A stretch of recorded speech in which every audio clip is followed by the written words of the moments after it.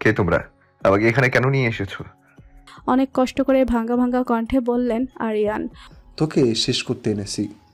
বলে একটা ছেলে জোরে হকি স্টিক দিয়ে আরিয়ানের ডান কাঁধে আঘাত করলো।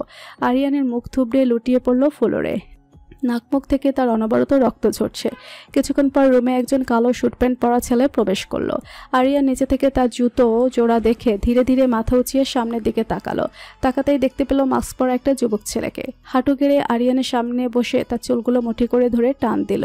তারপর মাস্কটা সরাতেই আরিয়ান চমকে গেল। অস্ফুট স্বরে মুখ দিয়ে উচ্চারণ করলো, প্রীতম।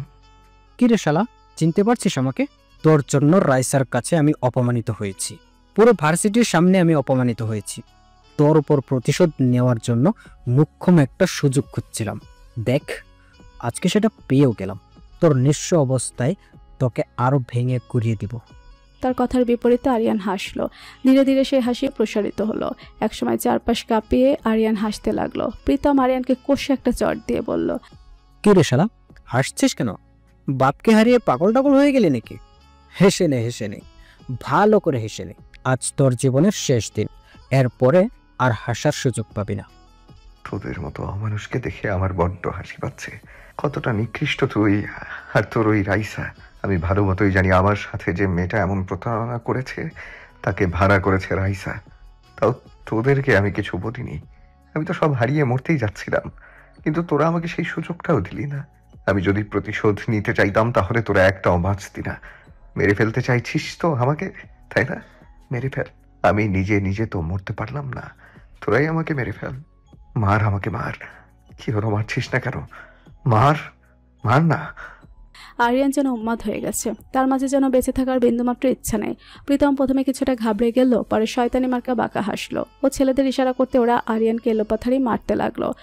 আর আরিয়ানও পাগলের মতো হাসতে লাগলো। একসময় শারীরিক প্রচণ্ড ব্যথায় অজ্ঞান হয়ে গেল। সেদিনটাতে আরিয়ান খুব বাজেভাবে আহত হয়েছিল। প্রেতমের লোকেরা তাকে মারাত্মকভাবে জখম করে হাইওয়ের একপাশে রেখে গিয়েছিল, যেন কোনো গাড়ি চাপা দিয়ে তাকে মেরে ফেলে।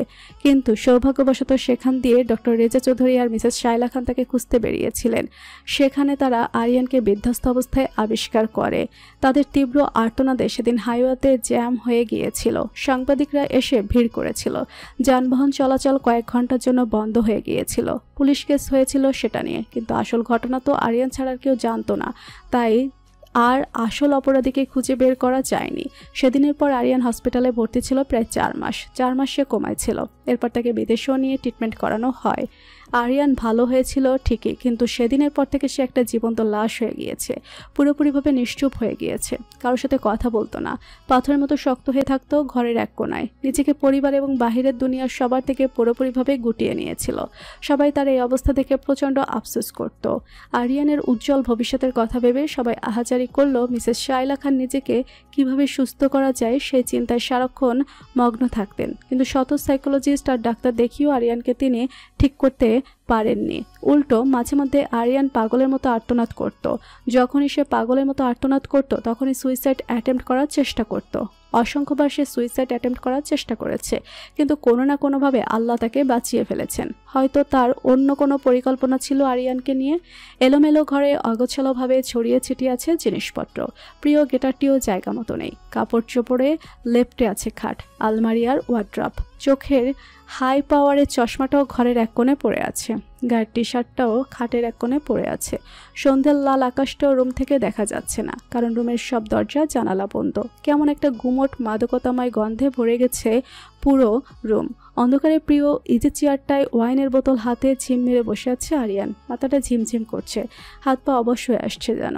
বারবার ইজি চেয়ারে হেলান দিয়ে আবার উঠে বসেছে, যেন কোনো অবস্থাতেই নিজেকে দুর্বল প্রমাণ করতে চায় না সে। চোখ দুটো অসম্ভব লাল হয়ে আছে, সেই সাথে প্রচণ্ড রকম জ্বালা করছে।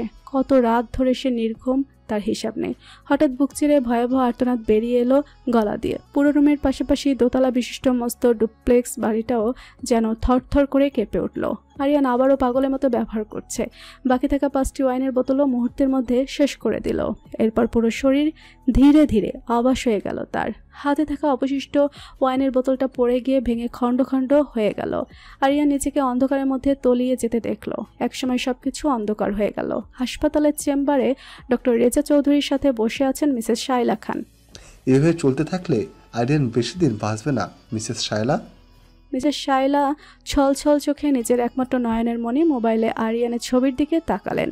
তারপর চোখ মুছে ডক্টর রেজা চৌধুরীকে বললেন, আমার ছেলেকে সুস্থ করার কি কোনো উপায় নেই? ও আমার বেঁচে থাকার একমাত্র অবলম্বন। ওকে ছাড়া আমি নিঃস্ব হয়ে যাব। প্লিজ ডক্টর, প্লিজ আমার ছেলেকে সুস্থ করে দিন। মিসেস শাইলা কান্না করতে করতে হাত জোর করে ডক্টর রেজা চৌধুরীর কাছে মিনতি করলেন। রেজা চৌধুরী বেশ গম্ভীর ভাব নিয়ে বললেন, দেখুন মিস শাইলা, এ পর্যন্ত আরিয়ানকে 6 বার ওর উপর ট্রিটমেন্ট দেওয়া হয়েছে।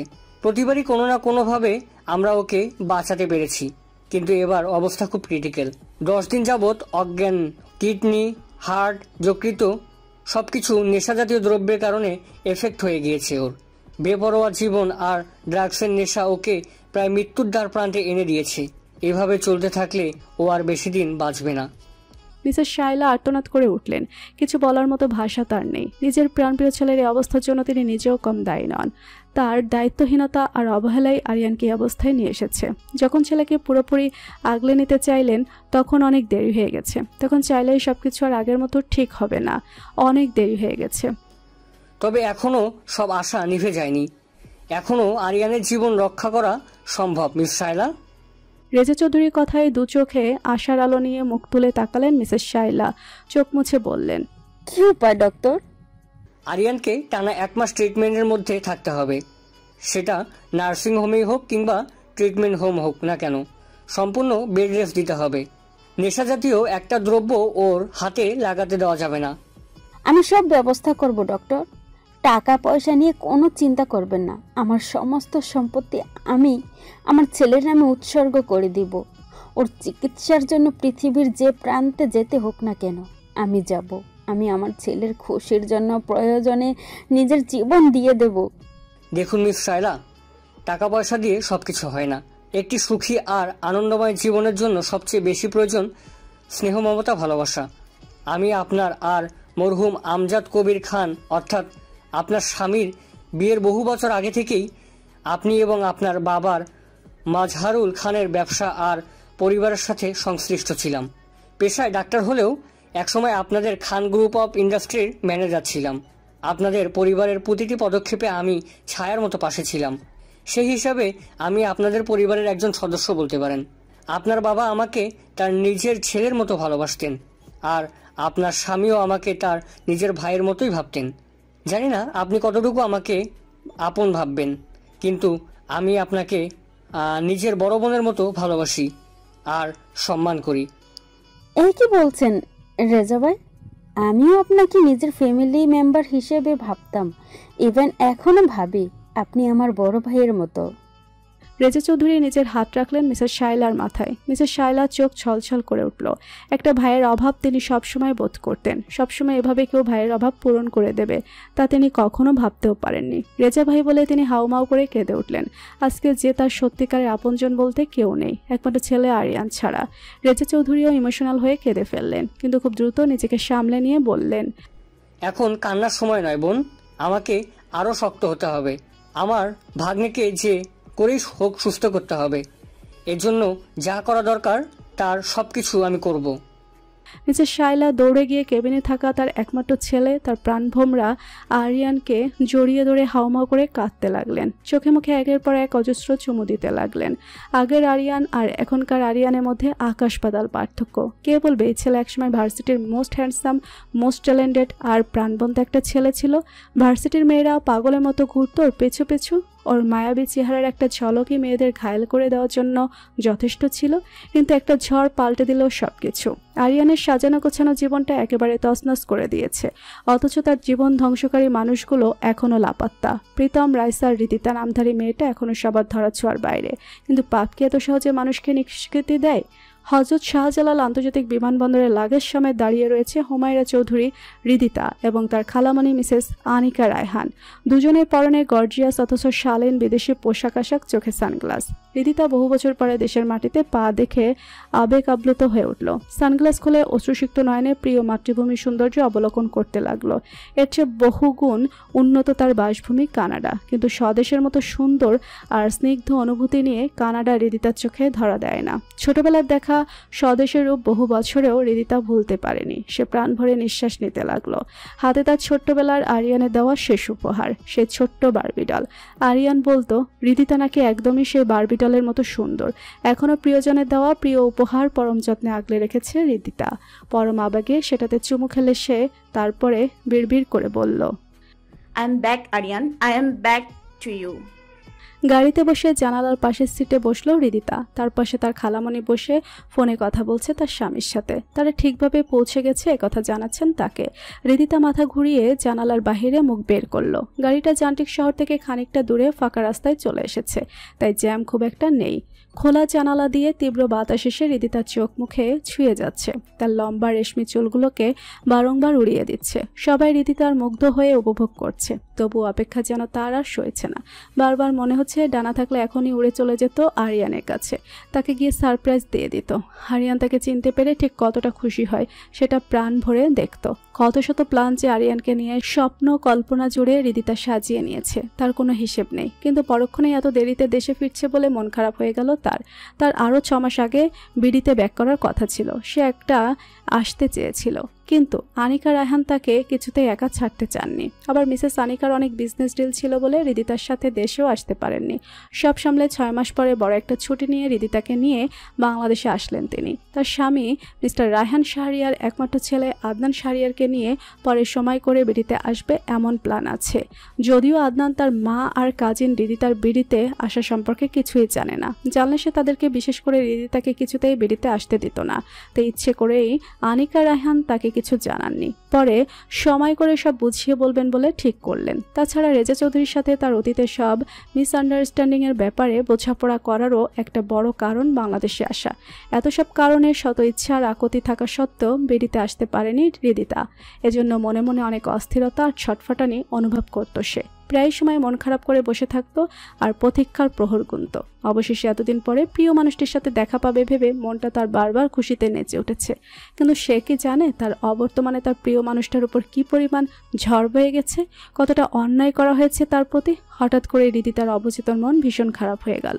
আরিয়ানের দেখা পাওয়ার জন্য মনটা প্রচণ্ড অস্থির হয়ে গেল। সে মনে মনে বলতে লাগলো, I am so sorry Aryan, আমি চিঠিতে তোমাকে দেয়া কথা মতো ঠিক সময়ে আসতে পারিনি।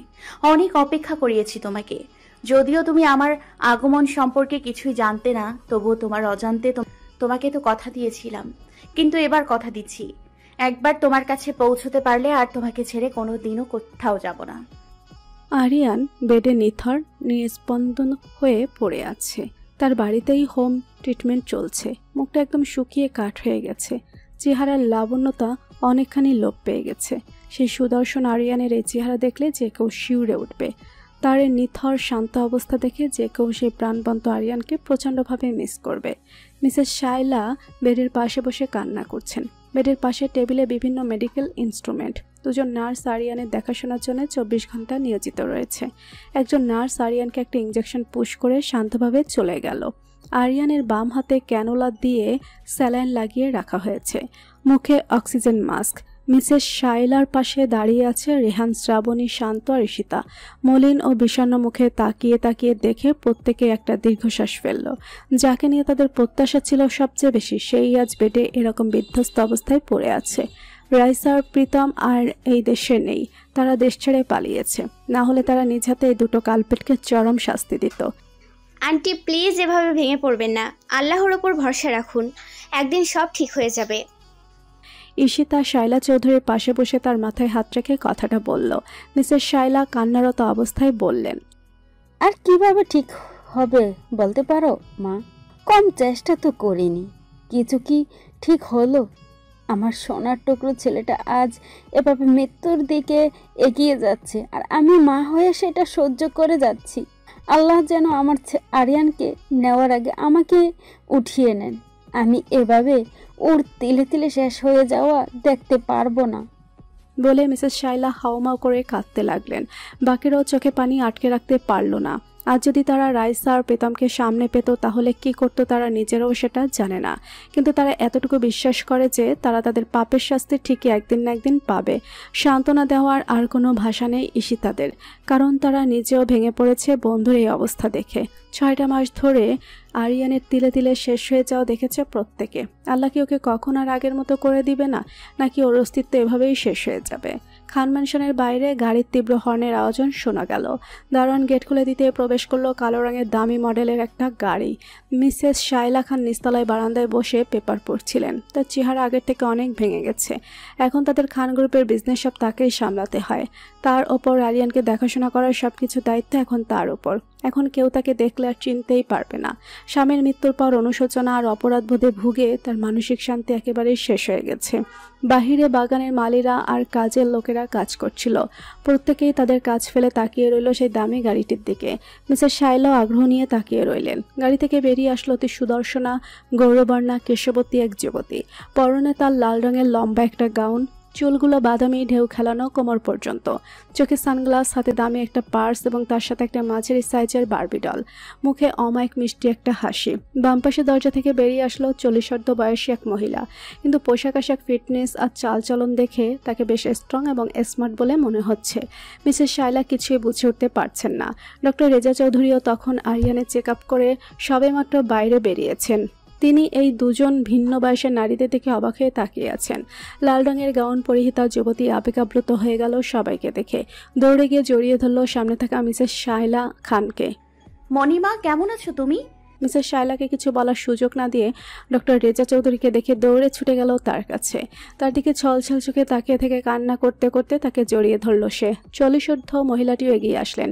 ঘটনার আকস্মিকতায় মিসেস শায়লা আর ডক্টর রেজা চৌধুরী হতবাক হয়ে গেলেন। কে আপনারা? এখানে কি চাই? মিসেস শায়লা খান অবাক কণ্ঠে জিজ্ঞেস করলেন। যুবতী রমণী কিছু বলার আগে 40 মহিলাটি বললেন, আমি হলাম ডক্টর রেজা চৌধুরীর একমাত্র শালিকা মিসেস আনিকা রহমান, আর এই মেয়েটা হলো তার একমাত্র মেয়ে হুমায়রা চৌধুরী হৃদিতা। তারপর ডক্টর রেজা চৌধুরীর দিকে তাকিয়ে জিজ্ঞেস করলেন, কি দুলা ভাই, আমাকে চিনতে পারছেন না? ডক্টর রেজা চৌধুরী ভালো করে কিছুক্ষণ তাকিয়ে থেকে চিনতে পারলেন। অতীতের ঝলক পুনরায় বাস্তব চোখের সামনে দেখে তিনি যেন নিজের চোখ জোড়াকে বিশ্বাস করতে পারলেন না। চরম বিস্ময় তার মুখ থেকে বেরিয়ে এলো। আনিকা? ডক্টর রেজা চৌধুরী রীতিতার একা তার মেয়ে পরিচয় নিয়ে আসলে কিছুতেই তার কথা বিশ্বাস করতেন না, কারণ একবার একটা ফ্রড মেয়েকে বিশ্বাস করে চরম ভুল করেছিলেন তারা। কিন্তু অজ্ঞাত মেয়েটির সাথে পরিচিত এক মুখকে দেখে তিনি আর অবিশ্বাস করতে পারলেন না। হৃদিতার দিকে চোখ ভরা পানি নিয়ে তাকিয়ে তার দুগালে হাত রেখে পরম মমতায় বললেন, হৃদিতা মামুনি আমার। বলে মেয়েকে তিনি জড়িয়ে ধরলেন। বহুদিনের বিচ্ছেদ ব্যথার পর দুই বাবা মেয়ের মিলনে দুজনেই হাউমাউ করে কাঁদতে লাগলো। মিসেস আনিকা রায়হানের চোখ ভিজে উঠল। তার এবং তার পরিবারের কিছু ভুলের জন্য বাবা আর মেয়েকে এতগুলো বছর আলাদা থাকতে হলো। চরম অনুশোচনার কণ্ঠে আনিকা রায়হান বললেন, আমাকে ক্ষমা করে দিন দুলা ভাই। আসলে বড় আপুর মৃত্যুর জন্য আমরা আপনাকে দায়ী করেছিলাম, কিন্তু আপুর মৃত্যুর জন্য আপনি কোনোভাবেই দায়ী ছিলেন না। উল্টো আপুর সবচেয়ে আপনজন ছিলেন আপনি আর হৃদিতা। কিন্তু আমরা আপনাকে ভুল বুঝে হৃদিতাকে আপনার কাছ থেকে আলাদা করে দিলাম। কিন্তু এত বছর পর যখন নিজের ভুল বুঝতে পারলাম, সত্যিটা জানতে পারলাম, তখনই সঙ্গে সঙ্গে হৃদিতাকে নিয়ে দেশে চলে আসলাম ছুট্টে। আমাকে মাফ করে দিন ভাইজান। মিসেস আনিকা রায়হান হাত জোড় করে রইলেন ডক্টর রেজা চৌধুরীর দিকে। রেজা চৌধুরীর কথা যেন গলায় আটকে গেছে। কি বলবেন না বলবেন তিনি কিছুই বুঝতে পারছেন না। এতদিনের আবেগ, ক্ষোভ, অভিযোগ যেন সব গলায় আটকে গেছে।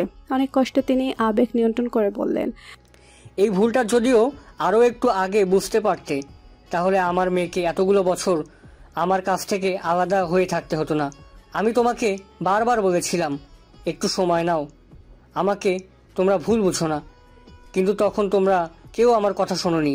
আমার মেয়েকে জোর করে আমার কাছ থেকে নিয়ে গিয়েছিলে। জানো, সেদিনের পর থেকে একটা দিন, একটা রাত আমি শান্তিতে ঘুমাতে পারিনি, স্বস্তির নিঃশ্বাস নিতে পারিনি। মিসেস আনিকা রায়হানের বলার কোনো ভাষা নেই। তিনি যে অন্যায় করেছেন তার হয়তো কোনো ক্ষমা হয় না। মাথা নিচু করে অপরাধীর ভঙ্গিতে দাঁড়িয়ে আছেন তিনি। রেজা চৌধুরী আবার বলতে লাগলেন, তাও মানুষ মাত্রই ভুল করে। তোমাদের প্রতি আমার এখন আর কোনো অভিযোগ নেই, ক্ষমা করে দিয়েছি তোমাকে। এখন আমি আর আমার মেয়েকে ফিরে পেয়েছি, আর কখনো কোথাও ওকে যেতে দিব না। দুলা ভাই, বলে মিসেস আনিকা রায়হান ডক্টর রেজা চৌধুরীর পা জড়িয়ে ধরে কাঁদতে লাগলো। ডক্টর রেজা চৌধুরী তৎক্ষণাৎ তাকে উঠিয়ে ধরে সস্নেহে বললেন, তুমি আমার ছোট বোনের মতো, আর ভাইয়ের কাছে তার বোনের কোনো অপরাধ থাকতে পারে না।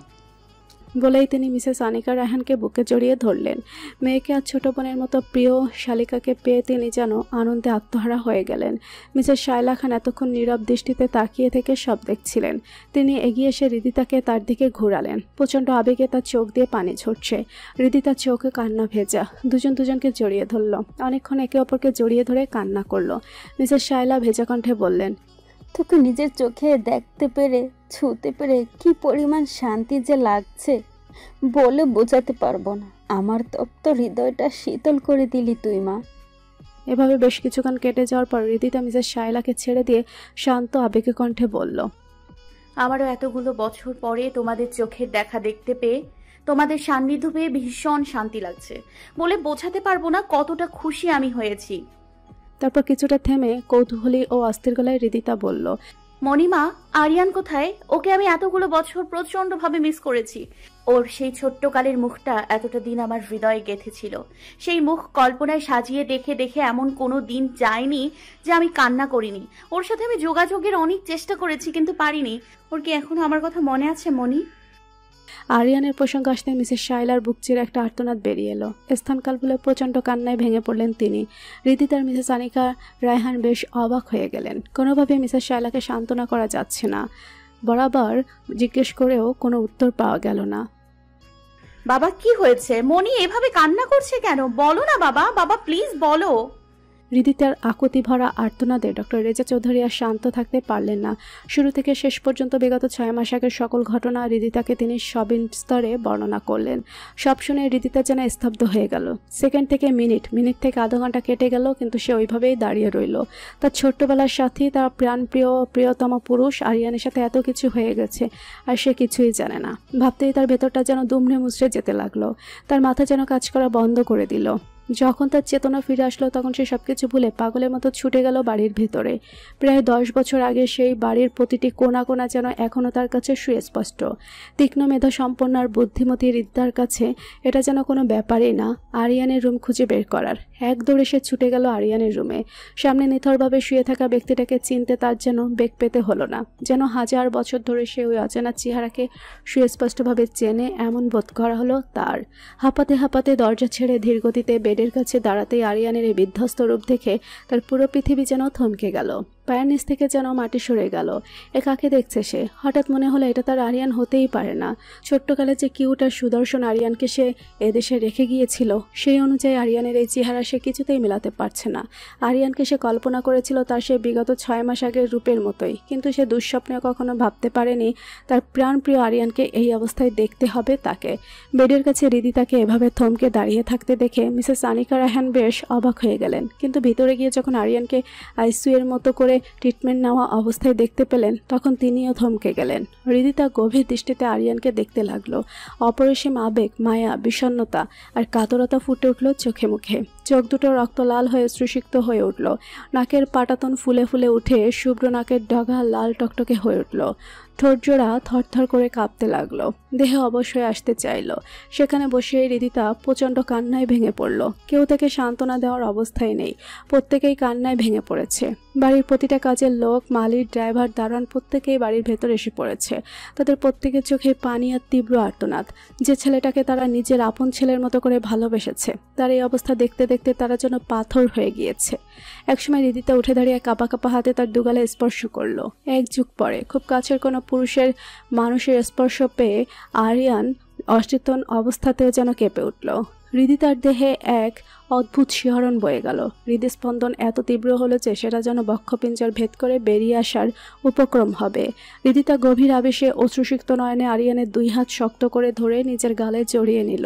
পলকহীন দৃষ্টিতে গভীর মায়ায় তার দিকে দৃষ্টি নিবদ্ধ করে রাখলো। তার অশ্রুকণা আরিয়ানের কপালে আর গালে ছড়িয়ে পড়ল। আরিয়ান নিঃশ্বাসের তালে তালে ঈষৎ কেঁপে উঠতে লাগলো। হৃদিতা তার দুগাল ধরে তাকে মৃদু কণ্ঠে ডাকতে লাগলো। দুচোখ থেকে অনবরত পানি আরিয়ানের চোখে মুখে ছড়িয়ে পড়ছে। এই আরিয়ান ওঠো ওঠো না, প্লিজ প্লিজ এভাবে শুয়ে থেকো না। দেখো তোমার হৃদি এসছে। আমার বড্ড কষ্ট হচ্ছে তোমাকে এই অবস্থায় দেখে। আমি কিন্তু মরে যাব। তুমি তো আমার কষ্ট সহ্য করতে পারতে না, তাহলে এখন কেন এভাবে শুয়ে থেকে আমাকে কষ্ট দিচ্ছ আরিয়ান? হৃদিতা চিৎকার করে কেঁদে উঠল। মিসেস শাইলা আর অনিকা রায়হান এসে তাকে জড়িয়ে ধরে সান্ত্বনা দিতে লাগলো। আরিয়ানের ফিজিক্যাল আর মেন্টালিটি কন্ডিশন অনেক খারাপ হৃদিতা। ওর ভেতরের আর্গান টিস্যু ভীষণভাবে ক্ষতিগ্রস্ত হয়ে যাচ্ছে।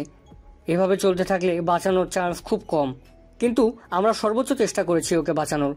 আমার পুরোপুরি আত্মবিশ্বাস আছে যে আমি সেটা পারবো। দেশে বিদেশে সব আধুনিক ডাক্তার আর নার্সদের নিয়োগ করেছি আমি, কিন্তু আরিয়ানের বেঁচে থাকার ইচ্ছেটাই যেন নেই।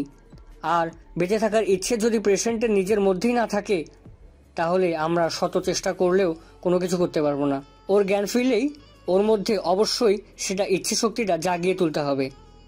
ডক্টর রেজা চৌধুরী কথাগুলো বলে দীর্ঘশ্বাস ছাড়লেন। হৃদিতা চোখ মুছে আত্মবিশ্বাসের সাথে দৃঢ় কণ্ঠে বলল, আমি ওকে বেঁচে থাকার ইচ্ছে শক্তি জাগিয়ে তুলতে সাহায্য করব বাবা। ওকে আমি আবার বাঁচার স্বপ্ন দেখাবো। ওকে আমি সুস্থ করে তুলবো, এটা আমার প্রতিজ্ঞা। হৃদিতার আত্মবিশ্বাস দেখে শত কষ্টের মধ্যেও মিসেস শাইলার মুখে এক চিলতে হাসি করে উঠল। আরিয়ানের হাতটি ধরে ঘন্টার পর ঘন্টা বসে আছে হৃদিতা। দীর্ঘ সময় জার্নি করে প্রচণ্ড ক্লান্ত হয়ে পড়েছে সে। সেই সাথে তার প্রচুর ঘুম পাচ্ছে, কিন্তু সেদিকে তার কোনো খেয়ালই নেই। বিড়িতে আসার আগে ঘন্টার পর ঘন্টা ধরে না ঘুমাতে পেরে তার চোখে নিচে কালি পড়ে গেছে। খাওয়া দাওয়া না হওয়ার খবর নেই। সে আরিয়ানের দিকে ক্লান্তি মিশ্রিত চাহনি নিক্ষেপ করে ভাঙা গলায় বলতে লাগলো, তোমায় এতগুলো বছর ভীষণ মিস করেছি আরিয়ান। যতটা মিস করলে কাউকে নিজের থেকেও বেশি ভালোবাসা যায়, ঠিক ততটা। প্রতিটা মুহূর্তে তোমাকে না দেখার, না ছোঁয়ার আক্ষেপ আমাকে পুড়িয়ে মারত। আমি বিচ্ছেদের অনলে প্রতিনিয়ত দগ্ধ হতাম, কিন্তু হঠাৎ যখন আমার মনে তোমাকে দেখার, তোমাকে পাওয়ার জেদ চাপলো, তখন শত বাধা পেরিয়ে তোমার কাছে ছুটে আসতে চেয়েছিলাম। কিন্তু নিয়তি আমাদের দেখা করাতে বড্ড দেরি করে ফেললো আরিয়ান। তোমাকে এই অবস্থায় দেখতে পাবো কখনো কল্পনাও করিনি আমি। আমাদের দেখা যদি আরো আগে হতো, তোমার এই পরিণতি কিছুতেই হতে দিতাম না আমি। তোমাকে হৃদ মাঝারে যত্ন করে আগলে রাখতাম। তোমাকে বলা হলো না আমার হৃদয়ের সুপ্ত অনুভূতির কথা। তোমাকে বলা হলো না আমার ভালোবাসার কথা। তোমার ছোট্ট হৃদি এত বড় হয়ে আবার তোমার কাছে ফিরে এসেছে, অথচ তুমি তার ডাকে সাড়া দিচ্ছ না, রেসপন্স করছো না। আমার কাছে এর চেয়ে বড় যন্ত্রণার আর কিছুই হতে পারে না। আমাকে মাফ করে দিও আরিয়ান। আমি তোমাকে দেয়া আমার কথা রাখতে পারিনি, তোমার প্রতি হওয়া অন্যায়ের মোকাবেলা করতে পারিনি, কিন্তু তোমাকে ছুঁয়ে কথা দিচ্ছি, তোমার প্রতি যারা এত বড় অন্যায় করেছে তাদের কাউকে আমি ছাড়বো না, কখনো ক্ষমা করব না। মিসেস শাইলা কতক্ষণ আগে হৃদিতাকে খাওয়ার জন্য ডেকে গেছেন। হৃদিতা তাও যায়নি, তাই আবার তিনি ডাকতে এলেন। হৃদিতা মা? মিসেস শাইলাটাকে হতচকিত হয়ে তাকালো হৃদিতা। সে এতক্ষণ কথাগুলো বলে একটা ঘোরের মধ্যে ছিল, পলকহীনভাবে নিরন্তর আরিয়ানকে দেখে যাচ্ছিল। দুদিন ধরে ছেলেটার জ্ঞান নেই। স্যালাইন আর অক্সিজেনের মাধ্যমে তাকে বাঁচিয়ে রাখা হয়েছে। আরিয়ানকে এই অবস্থায় রেখে সে কী করে খেতে পারে আর দু চোখের পাতা এক করতে পারে? এই দীর্ঘ 13 বছর যে ছটফটানি আরিয়ানকে দেখার তার ছিল, সেটা যে এমনভাবে দেখতে হবে সেটা সে কল্পনায়ও আনতে পারেনি। হ্যাঁ মামুনি, বলো। মিসেস শাইলা হৃদিতার মাথায় হাত বুলিয়ে দিয়ে বললেন, এইভাবে না খেয়ে থাকতে থাকতে তো তুই অসুস্থ হয়ে যাবি মা। এসেছিস পর থেকে রেস্ট নিচ্ছিস না, খাচ্ছিস না, দু চোখের পাতা এক করছিস না। এভাবে করতে থাকলে তো তুই অসুস্থ হয়ে যাবি। তোকেও যে আমরা আরিয়ানের মতো হারিয়ে ফেলবো, তখন আমরা কি নিয়ে বাঁচবো বল? বলতে বলতে মিসেস শাইলার চোখ ছলছল করে উঠল। হৃদিতাও চোখের পানি মুছে নিয়ে অধৈর্য হয়ে বলল, আরিয়ান কবে ভালো হবে মামুনি? ও কি আমার সাথে আর কখনো কথা বলবে না? ছোটবেলায় তো আমার সাথে এক মুহূর্ত কথা বলা ছাড়া থাকতেই পারতো না। আর আজ আমি ওর সামনে এত কাছে থেকেও ওকে ডাকছি, তাও কেন আমার সাথে কথা বলছে না? বলো না মামুনি। কথাগুলো বলে হৃদিতার ডুকরে কেঁদে উঠল। মিসেস শাইলা গোপনে শাড়ির আঁচলে চোখ মুছে বললেন, সব ঠিক হয়ে যাবে মা। আমি প্রতি রাতে তাহাজ্জুদের নামাজ পড়ে আরিয়ানের সুস্থতা কামনা করি আল্লাহর দরবারে। এক মায়ের বুকফাটা আর্তনাদ আল্লাহ না শুনে কিছুতেই থাকতে পারবেন না। আমার দৃঢ় বিশ্বাস আরিয়ান একদিন না একদিন সুস্থ হয়ে উঠবেই। তুই দেখে নিস মা, তুই শুধু আমার ছেলেটাকে দেখে রাখিস। আমি চলে গেলে আমার ছেলেটার আপন বলতে আর কেউ থাকবে না। কথা দে মা, তুই সারা জীবন ওর পাশে থাকবি। হৃদিতা মায়াভরা কণ্ঠে মিসেস শাইলার হাত নিজের হাতের মুঠোর মধ্যে নিয়ে বলল, আমার জন্মই হয়েছে আরিয়ানের জন্য। ওর সাথে যে আমার কিসের সম্পর্ক সেটা আমি তোমাকে বলে বোঝাতে পারবো না। আত্মার সম্পর্ক ওর সাথে আমার। ছোটবেলায় এই জিনিসগুলো আমি বুঝতে পারিনি, কিন্তু যখন ওর থেকে আলাদা হলাম, যোগাযোগ বিচ্ছিন্ন হয়ে গেল, তখন থেকে প্রতিটি সেকেন্ডে সেকেন্ডে আমার মুহূর্তে মুহূর্তে আমি বুঝতে পারতাম যে আমি আরিয়ানের জন্য এই পৃথিবীতে এসেছি। ওকে ছাড়া যে আমি অচল, নিঃস্ব। আমি ওকে কোনোদিনও একা ছাড়বো না মামুনি। জীবনের শেষ নিঃশ্বাস পর্যন্ত ওর ছায়া হয়ে পাশে থাকবো, কথা দিলাম। আমার আত্মা যে ওর কিছু হয়ে গেলে আমি এমনিতেও মরে যাব। মিসেস শাইলা চোখে পানি আর মুখে আনন্দের হাসি নিয়ে হৃদিতাকে জড়িয়ে ধরলেন। এই আনন্দের কোনো সীমারেখা নেই। হৃদিতাও মায়ের মতো মামুনিকে জড়িয়ে ধরে আপন মনে কাঁদতে লাগলো। এবার চল মা, খেতে আসবি। নিচে তোর বাবা আর খালামণি সবাই অপেক্ষা করছে। তুমি যাও মামুনি, আমি একটু পরে চলে আসছি। মিসেস শাইলা হৃদিতার দিকে তাকিয়ে থাকলেন। হয়তো তিনি বিশ্বাস করতে চাইলেন না যে সে আসবে। হৃদিতা আশ্বস্ত দৃষ্টিতে চোখ বন্ধ করে বলল, প্রমিস মামুনি, আসছি একটু পর।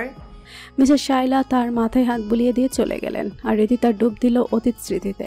আজ থেকে প্রায় 13 বছর আগে এই বাড়িতে, খান ম্যানশনের বিশাল বাড়িতে ড্রয়িং রুমে বসে খেলা করছে দুটি ছোট্ট বালক বালিকা। ছোট্ট মেয়েটির হাতে অসংখ্য ছোট ছোট পুতুল, আর ছেলেটি পুতুলের জন্য সুন্দর করে নিজ হাতে ঘর বানিয়ে দিচ্ছে। মেয়েটি ছেলে আর মেয়ে পুতুল দুটোকে বরকনের সাজে সাজাচ্ছে। দেখো আরিয়ান ভাইয়া, সুন্দর করে পুতুলগুলো সাজিয়েছি। ছোট্ট হৃদিতা আধো আধো বলিতে কথাগুলো বলল। অপরদিকে ছোট্ট সুদর্শন আর মায়াবী চেহারার এক ছেলে চোখ তুলে তারপর দিকে তাকিয়ে মুচকি হাসলো। তারও পুতুলের জন্য বাড়ি বানানো শেষ। খুব সুন্দর করে নিখুঁত ডিজাইনের 2টা ছোট্ট ছোট্ট বাড়ি বানিয়েছে। খুব সুন্দর হয়েছে রিদি। মেয়ে পুতুলটা একদম তোমার মতোই মিষ্টি। দেখো, আমারও বাড়ি বানানো শেষ। কেমন দেখতে হয়েছে বলো তো? মেয়েটি হাত উঁচু করে আমোদিত হওয়ার ভঙ্গিতে বলল, খুব খুব সুন্দর হয়েছে আরিয়ান ভাইয়া। দেখো, ছেলে পুতুলটা একদম তোমার মতো গুলুমুলু আর মিট্টি দেখতে হয়েছে। ছোট্ট আরিয়ান ওর কথায় হাসলো। ছোট্ট হৃদিতা দেখতে একদম যেন বারবি ডলের মতো। হালকা বাদামি কোকড়ানো সিল্কি চুল, ফোলা ফোলা গাল, বড় বড় হরিণীর মতো 2টি ডাগর ডাগর চোখ, চিকন গোলাপি ঠোঁট, এক কথায় দেখতে অসাধারণ মায়াবী। হাসলে ওর বাম গালে টোল পড়ে, আর আরিয়ান সেই টোলের দিকে অপলক দৃষ্টিতে তাকিয়ে থাকে। ঠোঁটের ডান দিকের কোণের নিচে লালচে বর্ণের একটা তিল। সেই তিলটা সবসময় আরিয়ানকে একটা অজানা আকর্ষণ অনুভব করাতো, যেটা আরিয়ান সবসময় বুঝতে পারত। কিন্তু সেই অনুভূতির নাম কি সেটা ছোট্ট আরিয়ান তখন বুঝতে পারেনি। আরিয়ান আর হৃদিতার খোলার মাঝেই হঠাৎ আরিয়ানের মা বাবার রুম থেকে ঝগড়ার আওয়াজ ভেসে এলো। দুজনে প্রচণ্ড কথা কাটাকাটি করছে। আরিয়ান ভয়ে কুঁকড়ে গেল সেই ঝগড়া শুনে। হৃদিতার প্রচণ্ড মন খারাপ হয় যখন আরিয়ান এভাবে ভয় পেয়ে মন খারাপ করে ফেলে। তাই সে আরিয়ানকে একটু আনন্দিত করতে বলল, চলো আমরা বাগানে খেলতে যাই আরিয়ান ভাইয়া। তখন ছোট আরিয়ান ওর কথা মতো ছোট্ট হৃদিতাকে নিয়ে বাগানে চলে যায়। ছোট্ট হৃদিত ছোটবেলা থেকে সাদা গোলাপ প্রচণ্ড প্রিয় ছিল, আর আরিয়ান তখন প্রতিবারের মতো নিজের হাতে সাদা গোলাপ তুলে তুলে ওর জন্য মালা গেঁথে দেয়। সেই মালা হৃদিতার বাদামি ও কোকড়ানো সিল্কি চুলে লাগিয়ে দিলে ছোট্ট হৃদি সেই মালা নিয়ে সারাদিন প্রচণ্ড হাসি খুশি মুখে ছুটে বেড়ায়। আরিয়ান তখন মন ভরে হৃদিতার হাসি মাখা মুখটা দেখতে থাকলো। মুহূর্তেই তার মন থেকে বাবা মার ঝগড়ার কারণে তৈরি হওয়া বিষণ্ণবোধ সম্পূর্ণরূপে কেটে গেল। এই মেয়েটার সাথে যে সে কতক্ষণ থাকে, পৃথিবীর সমস্ত দুঃখ যন্ত্রণা যেন তার থেকে বিদায় নেয়। প্রতিটা ক্ষণে এক অসম্ভব ভালো লাগার মুহূর্ত পার করে সে। অতীত ভাবনা থেকে হৃদিতা ফিরে এলো তার খালামণি মিসেস আনিকা রায়হানের ডাকে। হৃদিতা আবারও চমকে তাকালো পেছন দিকে। ও খালামণি, তুমি এসছো? আমার একদমই খেয়াল ছিল না। আমি আজকে সন্ধ্যার ফ্লাইটে আবার কানাডা চলে যাচ্ছি হৃদিতা। হৃদিতা অবাক চোখে তাকালো। এত তাড়াতাড়ি কেন খালামণি? আসলে তোমার রহমান আঙ্কেলের বিজনেস ঘটিত একটা বড় ঝামেলা হয়েছে, আর তুমি তো জানো আমি তার লাইফ পার্টনারের সাথে সাথে বিজনেস পার্টনারও। তাই আমাকে গিয়ে সব হ্যান্ডেল করতে হবে, না হলে এই মুহূর্তে আমি তোমাকে আর আরিয়ানকে এই অবস্থায় রেখে কিছুতেই যেতাম না। বাট আই প্রমিস, তোমার আঙ্কেলকে নিয়ে কিছুদিন পর আমি অবশ্যই আবার দেশে আসব। রিদিতা কিছু না বলে তার খালামণিকে জড়িয়ে ধরল। খালামণিও পরম মমতায় তার মাথায় হাত বুলিয়ে দিতে লাগলো। শেষবারের মতো আমার সাথে লাঞ্চটা করে নাও রিদিতা, আজকে সন্ধ্যার সময় আমার ফ্লাইট। শেষবার মানে এসব তুমি কি বলছো খালামণি? আরে শেষবার মানে এই কয়দিন তো আর তোমার সাথে দেখা হচ্ছে না, সেটাই বোঝাতে এই কথাটা বললাম।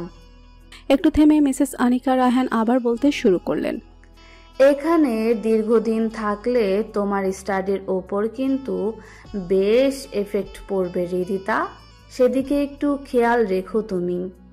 এখন আমি অন্য কিছু নিয়েই ভাবতে চাচ্ছি না খালামণি। আরিয়ানকে এই মুহূর্তে আমার ভীষণ দরকার। অসুস্থ না হওয়া পর্যন্ত আমি আর অন্য কিছু নিয়ে ভাবতে পারবো না। আনিকা রায়হান কিছুক্ষণ চুপচাপ থেকে শান্ত কণ্ঠে বললেন, তোমার ইচ্ছের উপর কখনো জোর দেইনি রিদিতা, আর না এখন দেব। জীবনে শুধু একবারই জোর খাটিয়ে তোমাকে কানাডায় নিয়ে গিয়েছিলাম, এরপরে আর কখনো কোনো কিছুর জন্য তোমার ওপর জোর খাটাইনি, আর না এখন খাটাবো। আমি ইউনিভার্সিটির প্রিন্সিপালের সাথে কথা বলে রাখবো, তিনি তোমার ছুটি বাড়াতে হেল্প করবেন। আশা করি পরবর্তীতে তুমি পড়াশোনার সব ক্ষতি চুকিয়ে নিবে। রিদিতা আরিয়ানের ঘুমন্ত চেহারার দিকে একবার তাকিয়ে তার মাথায় মায়া ভরা দৃষ্টিতে অনেকক্ষণ হাত বুলিয়ে দিল। এরপর খালামণির দিকে চেয়ে সেসব প্রসঙ্গে আর কোনো কথা না বলে মলিন কণ্ঠে বলল, নিচে চলো খালামণি। খাবার টেবিলে রিদিতা কিছুই খাচ্ছে না, শুধু খাবার নিয়ে নাড়াচাড়া করে যাচ্ছে আর আনমনে বিষণ্ণভাবে কি যেন ভাবছে। সবাই সেটা খেয়াল করছে। রিদিতা মামুনি। বাবাটাকে হুঁশ ফিরল রিদিতার, তড়িৎ কণ্ঠে বলল, হ্যাঁ বাবা বলো। ডক্টর রেজা চৌধুরী তার মেয়েকে ভালোভাবে খেয়াল করে বললেন, দেখো মামুনি, তুমিও যদি এভাবে ভেঙে পড়ো তাহলে আরিয়ানকে সুস্থ করবে কিভাবে? ওকে সুস্থ করার জন্য তোমাকে তো ঠিক থাকতে হবে, তাই না? রিদিতা সব বুঝতে পেরে মাথা নিচু করে অল্প করে খেতে লাগলো, কিন্তু খাবার যেন তার গলা দিয়ে নামতে চাইছে না।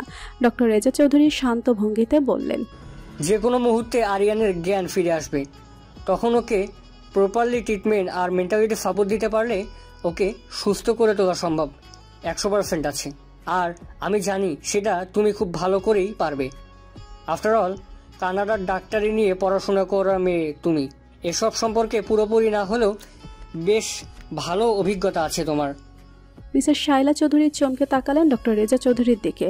ডক্টর রেজা চৌধুরী মিসেস শাইলার চমকানোর কারণ বুঝতে পেরে মুচকি হেসে বললেন, হ্যাঁ ভাবি, রিদিতা ডাক্তারি নিয়ে পড়াশোনা করেছে, আর 2-3 বছরের মধ্যেই সে ডাক্তারি পড়া কমপ্লিট করে ফেলবে।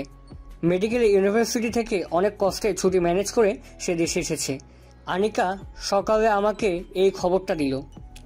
মিসেস আনিকা রায়হান ততক্ষণ খাওয়া শেষ করে লাগেজ গোছাতে রুমে চলে গেছেন। কথাটা শুনে মিসেস শাইলা অনেক খুশি হলেও পরক্ষণেই কিছু একটা ভেবে মন খারাপ করে ফেললেন তিনি। ভাঙা কণ্ঠে বললেন, আর যদি আমার আরিয়ানের সাথে এত কিছু না হতো তাহলে আমার ছেলেটাও এতদিনে ইঞ্জিনিয়ারিং নিয়ে পড়াশোনা করতে থাকতো, পড়াশোনা শেষ করে দেশের একজন নামকরা ইঞ্জিনিয়ার হতো আমার ছেলে। কিন্তু কি থেকে কি সব হয়ে গেল কিছুই বুঝতে পারলাম না। আদৌ আমার ছেলেটা আবার আগের মতো সুস্থ স্বাভাবিক হবে কিনা কে জানে। কান্নায় কণ্ঠ রোধ হয়ে গেল মিসেস শাইলার। রিদিতার চোখেও অশ্রুকণা এসে ভিড় করলো। সে উঠে গিয়ে মিসেস শাইলাকে জড়িয়ে ধরে বলল, সব ঠিক হয়ে যাবে মামুনি। ও সুস্থ হয়ে ঠিকই একদিন ইঞ্জিনিয়ার হতে পারবে, দেখে নিও। তাছাড়া ওর গানের গলা অসাধারণ।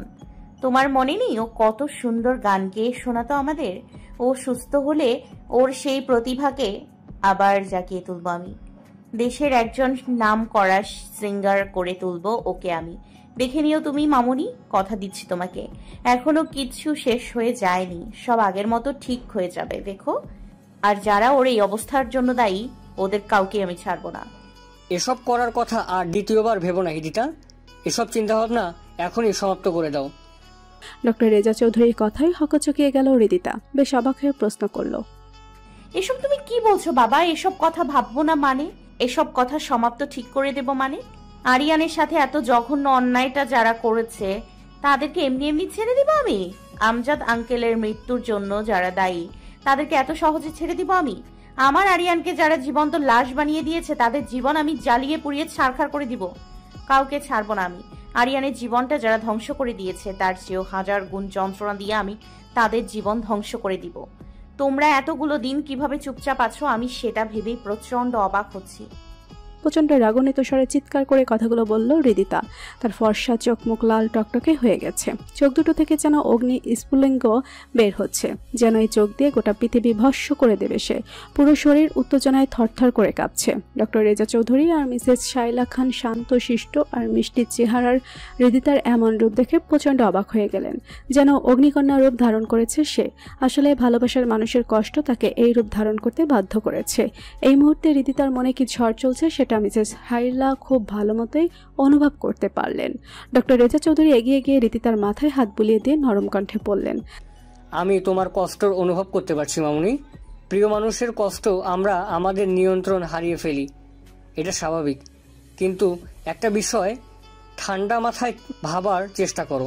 এই মুহূর্তে সবচেয়ে বেশি প্রয়োজন আরিয়ানের সুস্থতা। তাকে অতীব জরুরি অতীতের জীবন থেকে সম্পূর্ণ বের করে নতুন একটা জীবন দিতে হবে। কিন্তু এখন যদি তুমি আবার তার অতীতকে টেনে আনো, তাহলে সে হয়তো আবার সেই অন্ধকার অতীতে তলিয়ে যেতে পারে। আরিয়ানের জীবন থেকে অতীতকে সম্পূর্ণ মুছে ফেলতে হবে, আর এর জন্য সবচেয়ে বেশি দায়িত্ব নিতে হবে তোমাকে। আর আমার মামুনির ওপর আমার সম্পূর্ণ বিশ্বাস আছে। আমার বিশ্বাস তুমি আরিয়ানকে ঠিকই সুস্থ করে তুলতে পারবে। যদিও ট্রিটমেন্ট দায়িত্ব তোমার উপর দিতে পারছি না, তবে জ্ঞান ফেরার পর তাকে সম্পূর্ণ মেন্টালি সাপোর্ট আর সেবার জন্য তোমাকে একান্ত প্রয়োজন। তাই তোমার পুরো ফোকাস আর আরিয়ানের ওপর হওয়া উচিত। আরিয়ানের অতীতের কোনো কিছুর সঙ্গে তোমার জড়িয়ে গেলে চলবে না। তোমাকে সবচেয়ে বেশি শক্ত থাকতে হবে। শ্রেয়সী মনোযোগ সহকারে তার বাবার কথাগুলো শুনছিল। বাবার দিকে পলকহীন দৃষ্টিতে তাকিয়ে থেকে আহত স্বরে বলল, তাই বলে আমি এই জঘন্য অমানুষগুলোকে ছেড়ে দিব বাবা? ওদের কি কোনো শাস্তি হবে না? দেখো মামুনি, শাস্তি দেওয়ার হলে আমরা আরো অনেক আগেই দিতে পারতাম, কিন্তু তোমাদের প্রভাব ও প্রতিপত্তির জন্য এবং আরিয়ানের কথা চিন্তা করে আমরা কোনো স্টেপ নিতে পারিনি। এমন নয় যে মিসেস শাইলা খানের ক্ষমতা কোনো কম ছিল, তার যথেষ্ট ক্ষমতা ছিল এবং এখনও আছে। কিন্তু ভার্টি পলিটিক্স বলে একটা জিনিস আছে, ওদের বাবারা সেটা সাথে ওতপ্রোতভাবে জড়িত ছিল এবং এখনও আছে, যার জন্য আমরা এখনও সুবিচার পাইনি। আর এখনও সুবিচার পাবার সম্ভাবনা নেই বললেই চলে। আর তাছাড়া প্রতিম আর রাইসা 6 মাস আগে বাংলাদেশ ছেড়ে চলে গিয়েছে। তাদের আর কোনো খোঁজ এখন পর্যন্ত পাওয়া যায়নি। এই মুহূর্তে তাদের খুঁজে শাস্তি দেওয়ার চাইতে আরিয়ানকে সুস্থ করে তোলাটা তোমার জন্য বেশি জরুরি। হৃদিতার মন তবুও যেন মানছে না। আরিয়ানের কষ্টে তার বুকটা জ্বলে পুড়ে ছারখার হয়ে যাচ্ছে। সেটা বুঝতে পেরে ডক্টর রেজা চৌধুরী মোলায়েম কণ্ঠে বললেন, সবাই তাদের কাজের প্রতিদান এই পৃথিবীতে কোনো না কোনোভাবে পেয়ে যায়। সবাই তাদের পাপের শাস্তি অনেকটা দুনিয়াতেই ভোগ করে যায়। শেষ সাথে পরকালের শাস্তি তো আছেই। আরিয়ানের সাথে যারা অন্যায় করেছে তারা তাদের পাপের শাস্তি পাবে। শুধু অপেক্ষা করো মামুনি। হৃদিতা বাবার দিকে তাকিয়ে চোখের পানি মুছল, দৃঢ় কণ্ঠে বলল, যদি এদের কাউকে আমি কখনো সামনে পাই তখন কিন্তু আমি এদের কাউকে ছেড়ে দিব না বাবা। তখন আমি কারো কথা শুনবো না। এদের প্রাপ্য শাস্তি তখন আমি দিয়েই ছাড়বো। শেষোক্ত কথাটা অসম্ভব জোর দিয়ে বলল হৃদিতা। দাঁতে দাঁত চেপে গেল তার, চোখ দিয়ে যেন আগুন ছড়তে লাগলো, মুখটা কঠিন হয়ে গেল। সেটা দেখে ডক্টর রেজা চৌধুরী হেসে বললেন, ঠিক আছে মামুনি। মিসেস শাইলা হৃদিতার কথা শুনে খুব খুশি হলেন। একটা অমায়িক তৃপ্তির হাসি হাসলেন তিনি। মনে মনে প্রচণ্ড মানসিক শান্তি অনুভব করলেন। এতদিনে ভরসা করার মতো কাউকে আল্লাহ তার আর তার ছেলের জীবনে পাঠালেন, যাকে চোখ বন্ধ করে তিনি বিশ্বাস করতে পারেন। এখন হৃদিতার কাছে আরিয়ানকে রেখে তিনি মারা গেলেও তার কোনো আফসোস থাকবে না। আল্লাহ তাআলার কাছে তিনি মনে মনে লাখো কোটি শুকরিয়া আদায় করলেন। এসব কি শুনছি মাম্মা? হৃদিতা বিদিতে কবে গেল? আর তুমি নাকি ওকে নিয়ে গেছো? হোয়াটস রং উইথ ইউ মাম্মা? তুমি জানো না হৃদিতাকে ছাড়া আমি এক মুহূর্ত থাকতে পারি না। ওকে আমার চোখের সামনে না দেখলে খুব কষ্ট হয় আমার। আবার তুমি বলছো ওখানে আরিয়ান নামের একটা ছেলের জন্য হৃদিতা পাগল হয়ে গেছে। লিসেন মাম্মা, হৃদিতাকে কোনো কিছুর বিনিময়ে আমি হারাতে পারবো না, আর না আমি ওকে অন্য কারোর হাতে দেখতে পারবো। ও আমার, শুধুই আমার। ফোনের ওপাশ থেকে বেশ উত্তেজিত কণ্ঠে কথাগুলো বলল আদনান শাহরিয়ার। আদনান হৃদিতার খালাতো ভাই, মিসেস আনিকা রাহানের একমাত্র ছেলে। ছোটবেলা থেকেই হৃদিতাকে প্রচণ্ড ভালোবাসে, কিন্তু তার ভালোবাসা শুধুমাত্র একতরফা। হৃদিতা তাকে কোনোদিন নিজের খালাতো ভাই ছাড়া অন্য কোনো দৃষ্টিতে দেখেনি, আর আদনানও কোনোদিন নিজের মনের কথা হৃদিতাকে বলতে পারেনি। মিসেস আনিকা রাহান নিজেকে শান্ত করে স্বাভাবিক কণ্ঠে বললেন, আর আদনান, তুমি বুঝতে পারছো না ব্যাপারটা? আরিয়ান ছেলেটা খুব অসুস্থ, আর রিদিতা ওর ছোট্টকালের বন্ধু, সেজন্যই ও এত অস্থির হয়েছে। এটাকে তুমি ভালোবাসা বলছো কোন হিসাবে? মাম্মা, তুমি বুঝতে পারছো না ব্যাপারটা। রিদিতাকে আমি ছোটবেলা থেকে চিনি। ছোটবেলার প্রতিটি মুহূর্ত আমি ওর সাথে কাটিয়েছি। আমার থেকে ভালো ওকে আর কেউ জানে না। ছোটবেলা থেকে দেখেছি আরিয়ানের জন্য ওর কতটা আবেগ আর ভালোবাসা। এত লং ডিস্টেন্স আর যোগাযোগহীনতায় যে এত ভালোবাসা যায়, সেটা রিদিতাকে না দেখলে আমি বুঝতেই পারতাম না। ও আরিয়ানকে অসম্ভব ভালোবাসে, আর এজন্যই ও এতটা ব্যাকুল হয়ে দেশে ফিরে গেছে। তোমার ওকে আমাকে না জানিয়ে বিডিতে নিয়ে যাওয়াটা একদম উচিত হয়নি মাম্মা। শেষের কথাটা আদনান খুব করুণ স্বরে বলল। তার কণ্ঠে রিদিতাকে হারানোর উৎকণ্ঠা। রিদিতা তাকে ভালোবাসুক বা না বাসুক, সে তাকে অসম্ভব ভালোবাসে। ছোটবেলা থেকে রিদিতার মনে আরিয়ানের একটা রাজত্ব চলে এসেছে। আদনান কখনো জোর করে তার ভালোবাসার ভাগ করতে চায়নি, শুধু অপেক্ষা করেছে কোনো এক সময় রিদিতার মনে আদনানের জন্য ভালোবাসা তৈরি হবে, কিন্তু সেই সময় কখনোই আসেনি। আর আসবে কিনা সেটা সম্পর্কেও সে যথেষ্ট সন্দিহান। আর এখন যেহেতু রিদিতা আরিয়ানের কাছে চলে গেছে, এজন্য তার হারানোর উৎকণ্ঠা কয়েক গুণ বেড়ে গেছে। আদনান, আমার কথাটা শোনো। আর কোনো কথা আমি শুনতে চাই না মাম্মা।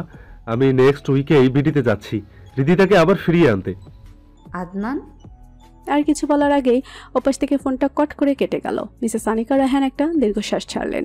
এই ছেলেকে তিনি কি করে বোঝাবেন যে রিদিতা তাকে না আরিয়ানকে ভালোবাসে? সে ছোট্টবেলা থেকেই ভালোবাসে, কিন্তু তার ছেলেটাও যে রিদিতাকে পাগলের মতো ভালোবাসে, এ কোন দুটোনায় তিনি পড়লেন নিজেও ভাবতে পারছেন না। এদিকে পুরো দমে আরিয়ানের ট্রিটমেন্ট চলছে। ডক্টর রেজা চৌধুরী অন্যান্য ডাক্তারদের সাথে পরামর্শ করে দিনরাত এক করে আরিয়ানের চিকিৎসা চালিয়ে যাচ্ছেন। সেই সাথে রিদিতা সারা দিনরাত এক করে আরিয়ানের সেবা করে। ডাক্তাররাও বিভিন্ন গুরুত্বপূর্ণ পরামর্শে তার মতামত নেয়। মিসেস শায়লা বিজনেস সামলানোর পাশাপাশি আরিয়ানের খেয়াল রাখেন। ডক্টর রেজা চৌধুরীও তাকে যথাসম্ভব সাহায্য করেছেন। সারাদিন রিদিতার কেটে যায় আরিয়ানের চিকিৎসার তত্ত্বাবধান আর সেবা করতে করতে। এদিকে রিদিতা ক্লান্ত হয় ঠিকই, কিন্তু তার প্রচণ্ড মন খারাপ হয় আরিয়ানের জন্য। কখন তার আরিয়ান তাকে চোখ মেলে দেখবে, কখন তাকে একবার পরম আবেগে রিদি বলে ডাক দেবে, সেই মুহূর্তটার জন্য সে অধীর আগ্রহে অপেক্ষা করছে। আরিয়ানের রুমে সোফায় বসে রিদিতা তার আর আরিয়ানের ছোটবেলার অ্যালবামের ছবিগুলো দেখছে। কি সুন্দর সোনালী মুহূর্ত ছিল সেই দিনগুলো। আবার একবার যদি সেই সুন্দর অতীতে ফিরে যাওয়া যেত। সে আর আরিয়ান ছোটবেলায় কত কিউট আর সুন্দর ছিল, এখনও যথেষ্ট সুন্দর আছে, কিন্তু ছোটবেলার ছবিগুলোতে একটা আলাদা মায়া কাজ করে যেন।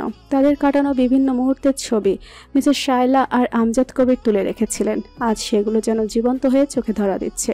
আরিয়ানের মালা গেঁথে দেওয়ার ছবি, রিদিতার ছুটে বেড়ানোর ছবি, মিসেস শায়লার তারার আরিয়ানকে খাইয়ে দেওয়ার ছবি, রিদিতা আরিয়ানের গাল টেনে ধরেছে সেই ছবি, রিদিতা পুতুল নিয়ে খেলা করছে তার ছবি, আরিয়ান গান গাইছে ছোট গিটার নিয়ে সেই ছবি, আর তার আরিয়ানের রং দিয়ে মাখামাখি হয়ে পেইন্টিং করা ছবি, আরও অসংখ্য মুহূর্তের ছবি ক্যামেরাবন্দি করে রাখা অ্যালবামের পাতাগুলোতে।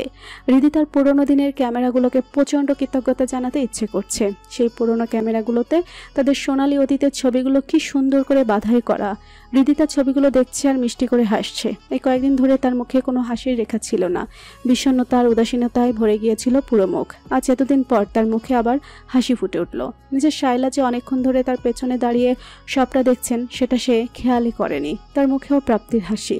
ভাগ্যিস তখন শত ঝগড়াঝাটির মধ্যেও তিনি আর আমজাদ কবির ছবিগুলো বাঁধাই করে রেখেছিলেন, না হলে সুন্দর মুহূর্তটা তারা হয়তো কখনো পেত না।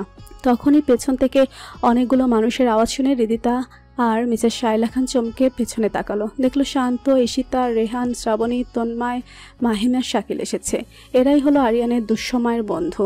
আরিয়ানের এত বড় ফ্রেন্ড সার্কেলের মধ্যে এই কয়জনই তার দুঃসময় সবসময় পাশে থেকেছে। কথাই বলে সুসময় অনেকেই বন্ধু বটে হয়, অসময়ে হায় হায় কেউ কারো নয়। কথাটা একেবারে সত্যি। দুঃসময়ে প্রকৃত বন্ধু চেনা যায়। প্রত্যেকের হাতে প্রচুর ফলমূল, মিষ্টি আর অনেক ধরনের খাবার দাবার। ওরা যখনই আসে তখনই অনেক কিছু নিয়ে আসে। মিসেস শায়লা তাদের অনেকবার মানা করেছেন, কিন্তু তারা তো শোনবার পাত্রপাত্রী নয়। তাদের একটা কথা, বন্ধুকে ভালো করার জন্য তারা কিছুই করতে পারছে না, অন্তত এটুকু তাদেরকে করতে দেওয়া হোক। মিসেস শায়লা কিছুই বলতে পারেন না, শুধু নীরব হয়ে গোপনে শাড়ির আঁচলে চোখ মুছেন।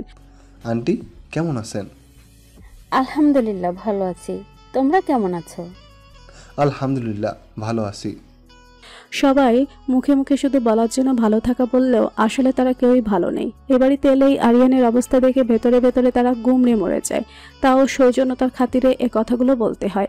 মিসেস শায়লা চৌধুরী তাদের হাত থেকে কাজের লোকদের ডেকে জিনিসগুলো নিতে বললেন। এরপর তারা ভেতরে ঢুকতেই আরিয়ানের রুমে একটা সুদর্শনা নারীকে দেখে থমকে গেল। তার রূপের উজ্জ্বলতা এই কয়দিনে ম্লান হয়ে গেছে, কিন্তু তাও যেন তার সৌন্দর্য ঠিকরে বেরিয়ে আসতে চাচ্ছে। উস্কো খুস্কো চুল আর মলিন মুখ থেকেও যেন এক অসম্ভব সুন্দর মায়া বেরিয়ে আসছে। প্রত্যেকে অবাক হয়ে গেল সামনে থাকা মেয়েটিকে দেখে। সবাই হৃদিতার সামনে নীরবে গিয়ে দাঁড়ালো, অথচ হৃদিতা তখনও সেই অ্যালবামেই মগ্ন। বেশ কিছুক্ষণ চুপচাপ থাকার পরে ঈশিতা অবাক হয়ে হৃদিতার উদ্দেশ্যে বলল, আপনি কে জানতে পারি কি? হৃদিতা অবাক হয়ে তাকাতেই মিসেস শায়লা এগিয়ে এসে হৃদিতাকে ধরে সবার সামনে পরিচয় করিয়ে দিলেন। ও হলো আমার মেয়ে, আমার কলিজার টুকরা, একমাত্র মেয়ে, হুমায়রা চৌধুরী হৃদিতা। কিন্তু আমাদের জানা মতে আরিয়ানের তো কোনো বোন ছিল না আন্টি। ঈশিতা উৎসুক কণ্ঠে কথাটা বলল। ও আরিয়ানের আপন বোন নয়, কিন্তু আরিয়ানের খুব কাছের কেউ একজন ছিল। সবাই কনফিউজড হয়ে গেল মিসেস শায়লার কথায়। আপন বোন নয়, আবার আরিয়ানের খুব কাছের কেউ একজন। কেউ কিছু বুঝতে পারছে না। মিসেস শায়লা সেটা বুঝতে পেরে বললেন, ও হলো আরিয়ানের ছোটবেলার খেলার সাথী। আরিয়ান ওকে রীতি বলে ডাকতো। তোমাদের রাজা আঙ্কেলের একমাত্র মেয়ে হৃদিতা। ওর সাথেই আরিয়ানের বিয়ে হওয়ার কথা ছিল, কিন্তু মাঝখানে একটা প্রতারক মেয়ে এসে হৃদিতার নাম নিয়ে আরিয়ানের আমাদেরকে চমৎকারভাবে ঠকালো। সবাই এখন আসল কাহিনী বুঝতে পারল। শ্রাবণী আর ঈশিতা হৃদিতার কাছে গিয়ে ওকে জড়িয়ে ধরে আদুরে কণ্ঠে বলতে লাগলো, বুঝতে পেরেছি, তুমি হলে আরিয়ানের ছোটবেলার হারিয়ে ফেলা সেই প্রিয়তমা রীতি, যার কথা ও আমাদেরকে ওই ফ্রন্ট মেয়েটার সাথে বিয়ের আগে বলেছিল। জানো, ও তোমার কথা আমাদেরকে বলেছে। ওর কথাবার্তায়, আচার আচরণে অনেক ভালো করেই বোঝা যেত ও তোমাকে প্রচণ্ড ভালোবাসে। কিন্তু যখন আমরা জিজ্ঞেস করতাম ও তোমাকে ভালোবাসে কিনা, তখন ও কখনো সেটা স্বীকার করতো না। হয়তো আঙ্কেল আন্টির মতো ভালোবেসে বিয়ে করে কাছের মানুষগুলোকে হারিয়ে ফেলার ভয়। তুমি যদি আরেকটু আগে আসতে, তাহলে আরিয়ান এতটা অসহায় হয়ে পড়তো না। কিছু পিশাচরূপী অমানুষ ওর জীবনটাকে ধ্বংস করে দিয়ে চলে গেল। আল্লাহ ওদেরকে কোনোদিন মাফ করবে না, দেখো। হৃদিতা শ্রাবণী আর ঈশিতাকে জড়িয়ে ধরে কাঁদতে লাগলো। শ্রাবণী আর ঈশিতা ওকে সান্ত্বনা দিতে লাগলো। শান্তরা এগিয়ে এসে হৃদিতাকে উদ্দেশ্য করে বলল, কেঁদো না বোন, ও একদিন ঠিকই ভালো হয়ে উঠবে। তুমি এসে গেছো না, এখন আর আমাদের কোনো ভয় নেই। আমরা আছি তোমার পাশে সবসময়। তোমার আর আরিয়ানের পাশে আমরা সবসময় আছি। হৃদিতা অশ্রুমাখা চোখে ওদের দিকে হাসি মুখে তাকালো। ওর মনে প্রচন্ড মনোবল ফিরে এলো। বন্ধুত্বের হাত বাড়িয়ে নিল প্রত্যেকের সাথে। এক আবেগঘন পরিবেশের সৃষ্টি হলো। মিসেস শায়লা চোখের পানি মুছে নিলেন। আর তিনি কাঁদবেন না। তার দৃঢ় বিশ্বাস এখন সবকিছু ঠিক হয়ে যাবে। তার ছেলের মুখের দিকে একবার তাকালেন। আর যদি আরিয়ান সুস্থ থাকতো, তাহলে ওদের সাথে সেও থাকতো। রাতে হঠাৎ করে কোনো কিছুর আওয়াজে হৃদিতার ঘুম ভেঙে গেল। ও আরিয়ানের বিছানার পাশে ওর হাত ধরে একটা চেয়ারে ঘুমিয়ে পড়েছিল। ঘুম থেকে তড়াক করে জেগে উঠে টেবিলের পাশে ল্যাম্প বাতিটা জ্বালিয়ে দিল।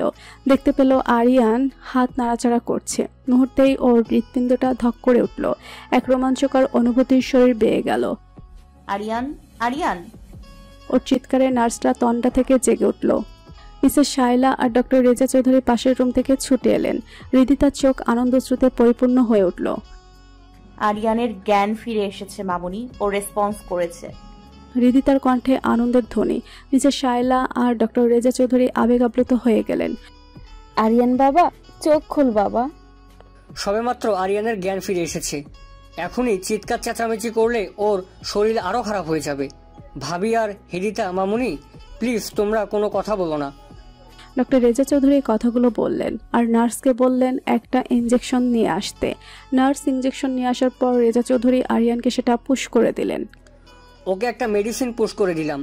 এটা দেওয়ার পর ওর দুর্বলতা অনেকটা কমে যাবে। কিছুক্ষণ পর আরিয়ান চোখ মেলে তাকালো। হৃদিতা যেন আনন্দে আত্মহারা হয়ে গেল। ওর চোখ থেকে অগণিত অশ্রু ঝরে পড়তে লাগলো। আনন্দ অশ্রু আরিয়ানের হাত ধরে রেখে ওকে মৃদু কণ্ঠে ডাকতে লাগলো, আরিয়ান, এই আরিয়ান! তার কণ্ঠে যেন বহুকালের ব্যাকুলতা আর বিচ্ছেদের যন্ত্রণা লুকিয়ে আছে। আরিয়ান চোখ মেলে তাকিয়ে সবাইকে দেখছে, কিন্তু কোনো কথা বলছে না। বাবা, আরিয়ান কথা কেন বলছে না? আরিয়ান, প্লিজ আমার সাথে কথা বলো। ও সেই 6 মাস আগে থেকেই কারোর সাথে কথা বলে না মামুনি। ওর ফিজিক্যাল ড্যামেজের সাথে মেন্টালিটি প্রচুর ইফেক্ট পড়েছে। ওকে ধীরে ধীরে স্বাভাবিক জীবনে ফিরিয়ে আনতে হবে, কিন্তু সেটা প্রচুর সময় আর ধৈর্যের ব্যাপার। হুট করেই কোনোভাবে ওকে দিয়ে কথা বলানো যাবে না। যত সময় আর ধৈর্যই লাগুক না কেন বাবা, আমি ওকে স্বাভাবিক জীবনে ফিরিয়ে আনবই। দরকার হলে সারা জীবন কাটিয়ে দিব আমি, কিন্তু তাও ওকে আমি চিনতেই হবে, আর আমাকে ওর মুখ দিয়ে হৃদি বলে ডাকতেই হবে। মিসেস শাইলা রিদিতার মাথায় হাত বুলিয়ে দিলেন।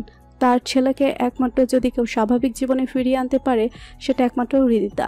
শ্রেয়সী পরম মায়াভরা চোখে আরিয়ানের দিকে তাকিয়ে ওর মাথায় হাত বুলিয়ে দিতে লাগলো। ওর দুটো হাত শক্ত করে চেপে ধরে রাখলো নিজের হাতের মুঠোয়, আর আরিয়ান অপলক দৃষ্টিতে নিরন্তর তাকিয়ে থাকলো হৃদিতার মায়াভরা আর অশ্রু জমা চোখ দুটোর পানে। আরিয়ানের মন অজান্তেই হঠাৎ ব্যাকুল হয়ে উঠল। চোখ দুটো রক্তলাল হয়ে নিষ্পালকভাবে হৃদিতার দিকে আবদ্ধ হয়ে রইল। তার হৃদস্পন্দন বেড়ে যেতে থাকলো, শরীর মনে অস্বাভাবিক কাঁপুনি আসতে লাগলো। প্রতিক্রিয়াহীন দেহ মনে হঠাৎ এমন পরিবর্তন দেখে আরিয়ানের অবচেতন মন হঠাৎ করে সজাগ হয়ে উঠল। এমন পরিবর্তন সবার চোখে না পড়লেও হৃদিতার সজাগ চোখ জোড়ায় ঠিকই ধরা পড়ল। তার মুখে বিজয়ের চওড়া হাসি ফুটে উঠল। আরিয়ান অপলক চোখে সেই হাসির দিকে তাকিয়ে রইল, যেন অনন্তকাল দেখলেও সেই দেখা শেষ হবে না। আচ্ছা, এই হাসি কি সে আগে কোথাও দেখেছে? অসুস্থ মস্তিষ্ক হুট করে কিছু মনে করতে পারল না। বারে বসে একের পর এক মদের বোতল শেষ করে যাচ্ছে আদনান। ইতিমধ্যেই বারের প্রায় অর্ধেকের মতো মদের বোতল শেষ করে ফেলেছে। তার বাংলাদেশি বন্ধু ওয়াসিফ তাকে বারবার মানা করেছে এত মদ না খেতে, কিন্তু আদনান তার কোনো কথা তো শুনছেই না, উল্টো বারবার তাকে ছাড়িয়ে দিচ্ছে। আদনান, আমার কথাটা শোন, এত মদ খাস না, এমনিতে অনেক মদ খেয়ে ফেলেছিস, এরপর আর তুই নিজেকে সামলাতে পারবি না। আদনানের চোখ মুখ লাল বর্ণ ধারণ করেছে, চোখ দুটো অসম্ভব পরিমাণে জ্বলছে। চোখ মেলে তাকিয়ে থাকতে পারছে না, তাও কোনো রকম চোখ পিটপিট করে তাকাতে লাগলো সামনে থাকা বন্ধু ওয়াসিকের দিকে।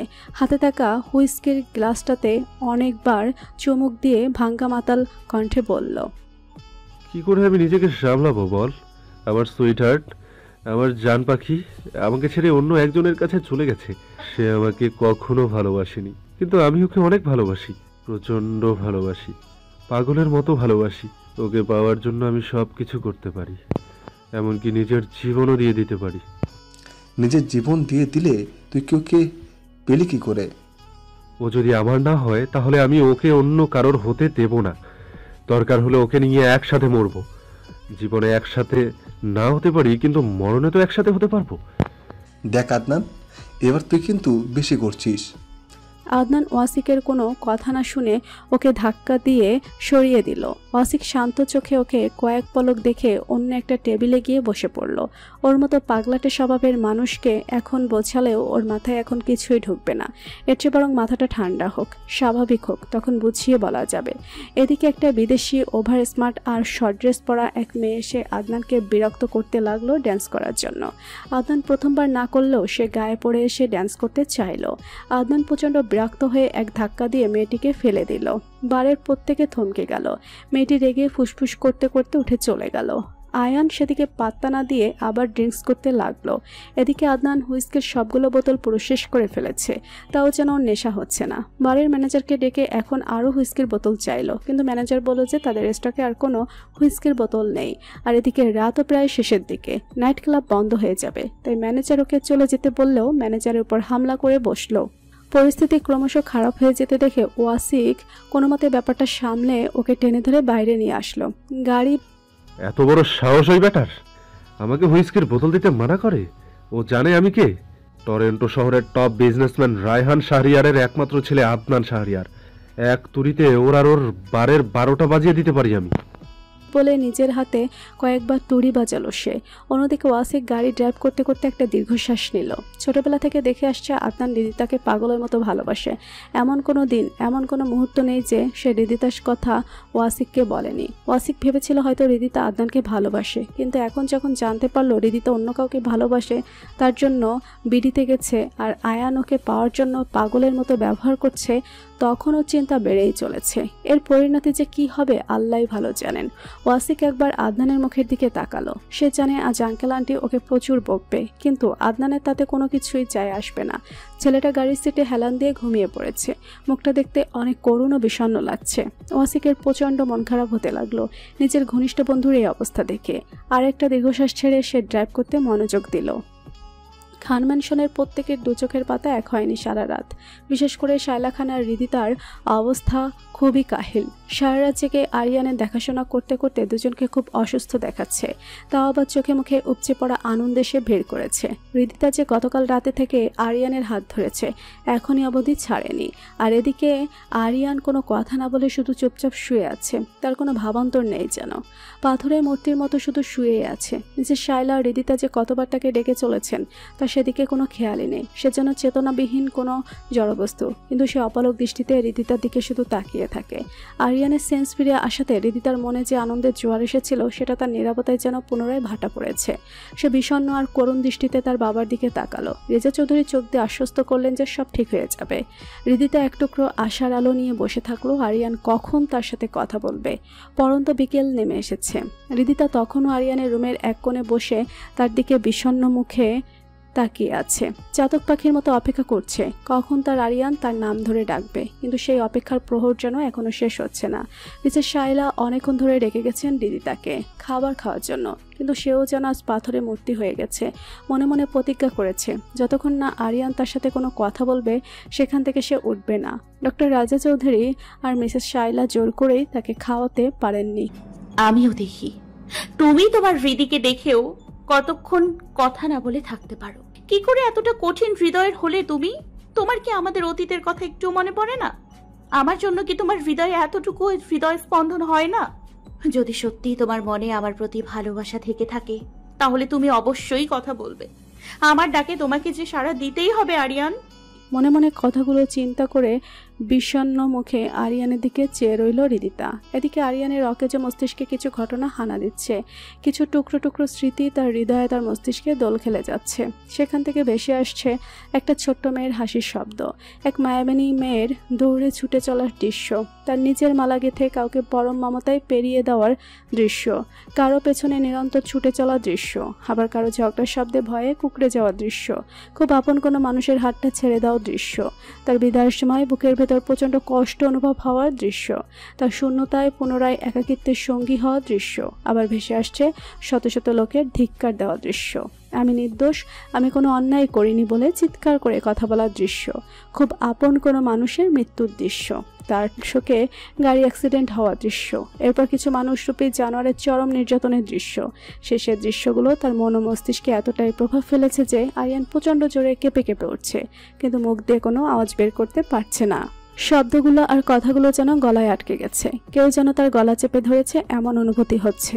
ওদিকে হৃদিতা অপেক্ষা করতে করতে সোফায় হেলান দিয়ে ঘুমিয়ে পড়েছে। আরিয়ান দেখতে পাচ্ছে তার সামনে এক অপরূপ সুন্দরী মেয়ে শুয়ে আছে। তাকে দেখে বুকের ভেতরটা হাহাকার করে উঠল যেন। একটা অন্যরকম রোমাঞ্চকর অনুভূতি তার পুরো দেহে জুড়ে বয়ে গেল। হৃদস্পন্দন তীব্র থেকে তীব্রতর হলো। হৃদয় এতটাই হালকা অনুভূত হলো যে যেন শত বছরের এক তীব্র শূন্যতা আর একাকিত্বের অবসান ঘটল তার। আরিয়ানের মস্তিষ্ক একটু একটু করে যেন সাড়া দিতে লাগলো। সামনে থাকা মেয়েটিকে দেখে তার এতদিন ধরে শক্ত হয়ে থাকা হৃদয় যেন ধীরে ধীরে গলতে শুরু করলো। এসব অনুভূতি তাকে ঘিরে ধরায় আরিয়ান প্রচণ্ড ছটফট করছে, মাথায় প্রচণ্ড পরিমাণ ব্যথা হচ্ছে, গলা শুকিয়ে কাঠ হয়ে যাচ্ছে যেন। হাতে লাগানো স্যালাইনের সুইগুলো টান দিয়ে ছিঁড়ে ফেললো সে। হঠাৎ এক তীব্র চিৎকার দিয়ে উঠল। সে চিৎকারে তন্ডাচ্ছন্ন হৃদিতার অন্তরাত্মা কেঁপে উঠল যেন। সে তড়াক করে ঘুম থেকে উঠে দ্রুত পায়ে আরিয়ানের কাছে গেল। আরিয়ান, কি হয়েছে তোমার আরিয়ান? তুমি এমন করছো কেন? বাবা জলদি এসো, দেখো আরিয়ান যেন কেমন করছে। বাবা, মামুনি।